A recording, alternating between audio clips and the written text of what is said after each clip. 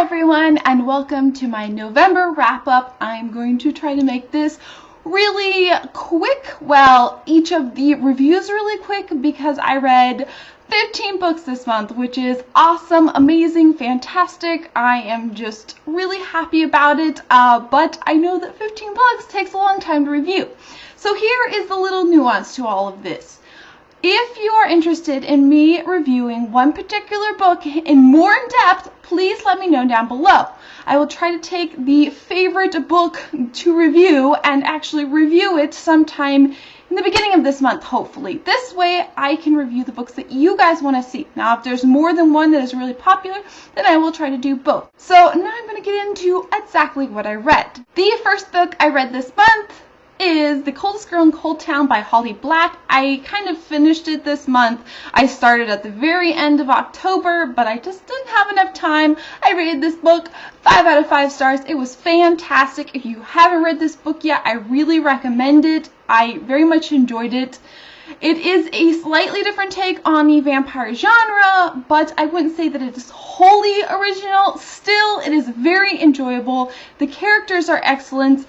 I like the romance aspect in it. I felt like it wasn't overdone, and it's a very enjoyable story, great writing. It makes me want to read more of Holly Black. The next book I read this month is The Lightning Thief by Rick Riordan. I read this book maybe 2 or 3 years ago on my Kindle, and I thought it was pretty good, but I never really got into the second book or the rest of the series. But because the Heroes of Olympus series has been so popular, I really wanted to read this series. I rated this book 4.25 stars. I thought it was good, but I feel like the first couple books in the Percy Jackson series are more on the children end, I would say, and then the later ones are more on the YA end. So the humor in this is a little bit younger, but I still really enjoyed it. The action is fantastic, and if you haven't read this book and you have any interest in adventure books, I seriously hope you will check this out. After that, I read A Local Habitation by Shannon McGuire. This is the second book to the October Days series. The first is Rosemary and Rue. This is an adult fantasy book series, and it is fantastic. I just absolutely love the series. I have to say that it is also very appropriate if you are in your teens and you want to get into some adult books. Personally, I read a ton of adult fantasy and science fiction when I was a teenager. I recommend this series because it is completely appropriate. There is some violence in it, but it's not that bad, and there's just so much action and stuff that just draws you in, and it's just amazing. I can't say enough good things about it. And I rated that book 5 out of 5 stars. Next is The Vampire Academy, or Vampire Academy by Rochelle Mead. Now, I read this book a heck of a long time ago, like long time ago when I was a teenager. And that's why I had qualms about reading it again, because I've already read it, and I kind of hate reading books that I read a long time ago, and I kind of remember them, but I don't kind of remember them at the same time. But everyone loves the series so much that I couldn't resist it, and so I picked it up. And it was very good. I really enjoyed it, and I didn't actually remember that much of it. Now, again, not wholly original, but still really good. The action is great. I do feel like the characters, especially the main one, is a bit of a bully, and I don't really like that, but it allows for some character development, and I understand that. So I gave this book 4.75 stars. I thought it was really good, and I look forward to reading the rest of the series. After that, I read The Sea of Monsters by Rick Riordan. I gave this book 3.75 stars. Very similar to the Percy Jackson feel, so pretty much the same review of that one as of this one. After that, I read Unspoken by Sarah Rees Brennan. I picked this up because Catsy Writer 24 loves this book, and I was shocked by how much I enjoyed it. The writing and the dialogue is fantastic. It's so funny, and the descriptions on the front make it sound like this book is super depressing. It's not. I don't know why it says that, because it's not.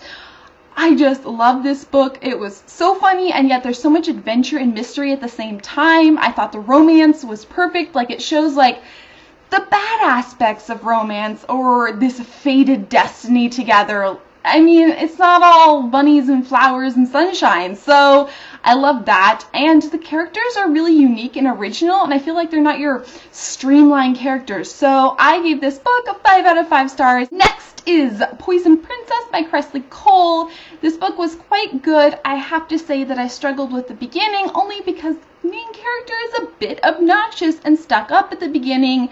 And I was like, it's also more on the older side of YA, so do be aware of that if you are much younger, but it's not that inappropriate really.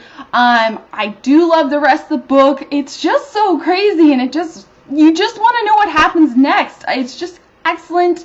Fantastic. 4.75 stars. Read it. Keeping up with the Percy Jackson theme, I read Titan's Curse, or The Titan's Curse by Rick Riordan. This book was probably my least favorite of the series, but I rated it 4.5 stars. Still great. Just not as into the storyline. I also have to say that, is it just me, or do most of the Percy Jackson series start really slow? They're like hard to get into. It shows you some other sort of action scene and then jumps into the actual main story action scene, and so usually it takes me like the first fourth of the book to start getting the action. By the second fourth, I'm into the action and hooked. After that is Onyx by Jennifer L. Armentrout. This series is not as addicting as it is for other people, but I can understand where they're really enjoying it. The drama in it is great. It's missing a little something for me. I don't quite know what. It might be like the plot is just not quite there, but I still gave it 4.25 stars. It was quite good, and if you like this sort of thing, then obviously you've probably already read this, but if you haven't, then it will definitely be up your alley. Then we have The Battle of the Labyrinth by Rick Riordan. This is the fourth book of the Percy Jackson series. It was really good. The fourth book really picked up. I loved the plot. I loved the new characters. The action scenes were great. Just loved it all around. 5 stars. If you start getting weary in the middle of the Percy Jackson series, get to this book because it is really, really great. Then we have An Artificial Night by Shonda McGuire. This is the third book. It's also really good. A very similar reaction to the other one. Just great series. Really, really great. I just could read a million of these. Rated it 5 stars. Recommend. Then we have The Forsaken, I can't speak, by Lisa M. Stoss. This is a dystopian book. I just really wanted to read it. I love dystopian, and it fits into that genre. I have to say that the characters aren't as strong. I wish there was a little more depth to them. You're not as connected emotionally, but there's definitely plenty of action and a mystery to it, and I just really enjoyed it. Just a good book if you like dystopian, but not as good as like The Hunger Games and The Testing. I rated it 4.5 stars. Then we have The Last Olympian by Rick Riordan. This is the end of the Percy Jackson series. That's right, I finished the whole Percy Jackson series in a month. Woohoo! I am just so excited, but I rated this book 5 out of 5 stars. It was great. It was an excellent ending to the series. Couldn't recommend it more. It really got to that more YA end by the end of this series, and I felt so good about this book, and I cannot wait for the Heroes of Olympus. So yeah. Then I read Silver by Rhiannon Held, and I rated this book 4.25 stars. It was quite good.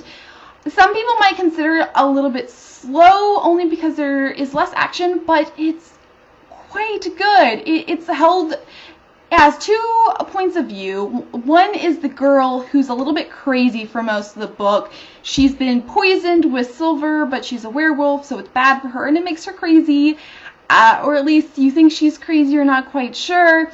And then there's the guy who's trying to protect her and kind of hunt down whoever did it to her. But it has a lot more depth to that. I didn't really like the description on the back. I think there's a lot more to it. I usually don't like multiple perspectives, but it did a great job at that. It had a great build up to what was going on and a lot of surprises, and I really enjoyed it. I would say that it was missing a little something, and that's why I rated it a little bit lower. But if you like werewolf books, this is a good one. And the last book I read this month is Grave Mercy by Robin Lefevre.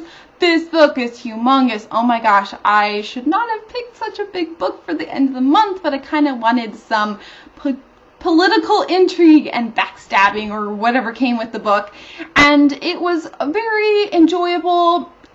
The first half was a little hard to read, I have to say.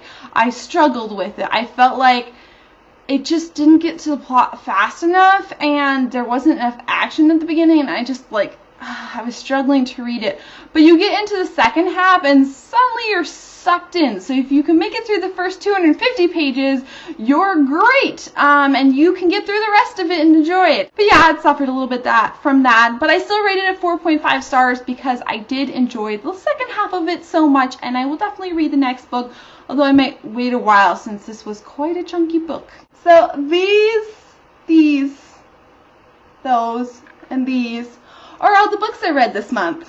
I hope you enjoyed this wrap up, and I will hopefully do my book hauls very soon. I have 2 of them. I have a ton of books, just so many. I can't even describe how many books. It's just too much. But I am very, very impatient to read all of them, so I will do book hauls soon. Anyways, I hope you guys have a fabulous day and the week, and I will see you guys very soon. So bye!